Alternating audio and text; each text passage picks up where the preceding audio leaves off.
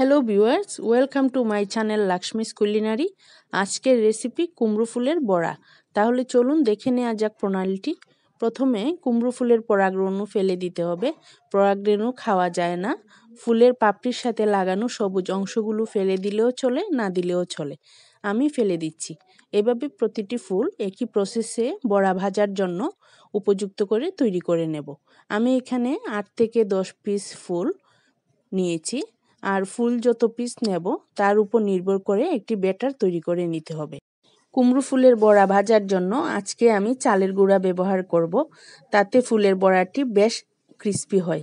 নিয়ে নিলাম 1 কাপ পরিমাণ চালের গুঁড়ো, 2 টেবিল চামচ পরিমাণ কর্নফ্লাওয়ার, 1 চা চামচ কালো জিরা, লবণ স্বাদ অনুযায়ী, হলুদ গুঁড়া 1 চা চামচ, মরিচ গুঁড়া 1/2 চা চামচ। এবার এইসব উপকরণ একটি কাঁটা চামচের সাহায্যে মিশিয়ে নিচ্ছি।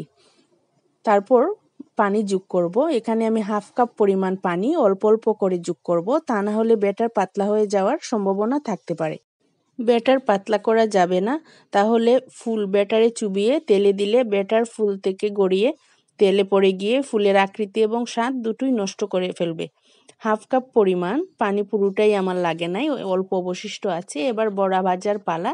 একটি ফ্রাই প্যানে প্রায় 1/2 কাপ পরিমাণ তেল নিয়ে নিয়েছি।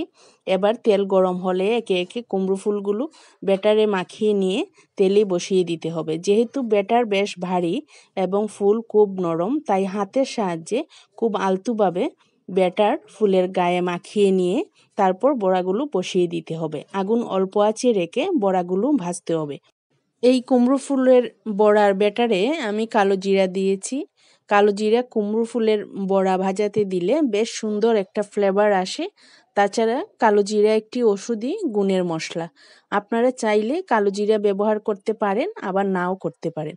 কালো জিরার পরিবর্তে আপনারা পরিমাণ মতো পেঁয়াজ, রসুন, আদা বাটা দিতে পারেন। আমার কালো জিরার ফ্লেভারটা বেশ ভালো লাগে, তাই আমি এই কুমড়ো ফুলের বড়াতে কালো জিরা ব্যবহার করি। বড়ার এক পৃষ্ঠা প্রায় 80% ভাজা হলে বড়াগুলো খুন্তির সাহায্যে উল্টে দিতে হবে। এভাবে উল্টে পাল্টে বড়াগুলো ভাজতে হবে। বড়াগুলো ভাজা হয়ে গেলে একটি পাত্রে উঠিয়ে নিতে হবে। এভাবে প্রতিটি বড়া একই প্রসেসে ভেজে নিতে হবে।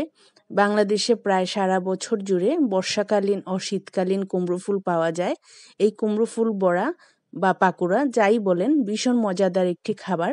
গরম ভাতের সাথে ঘি এবং কাঁচামরিচ দিয়ে দারুণ মজার খাবার।